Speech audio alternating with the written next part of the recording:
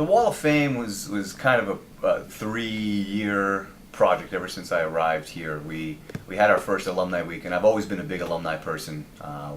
We have an alumni year every year back at Penn State in January, and we have a ton of people go back, and it's just a great experience to get back. And I've kind of grown up through my college years with the understanding of the importance of alumni and the importance of the people that came before you and how the program was shaped. So that's always been a big thing for me. So when I got here, it's something that I wanted to continue to do.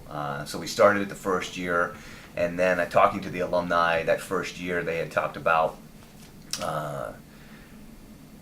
just the recognition of the program here and hoping that something can there's not a whole lot of history about the volleyball program in the athletic department. So it was something that we talked about and tried to come up with a way of creating a lasting history of a successful program. So that's kind of where the Wall of Fame came from, and trying to find a location for it and putting it out in front of our locker room.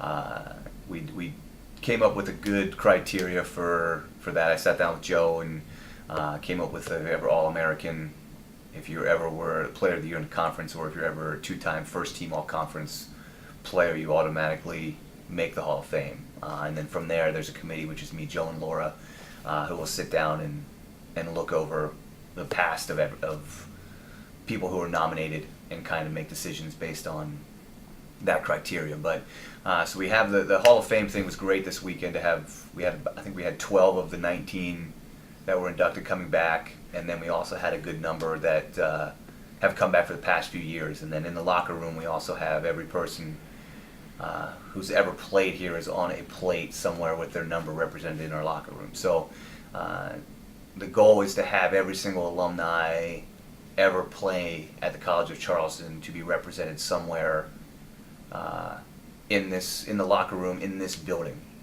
So that's kind of what we have now, and hope to continue the tradition for years to come.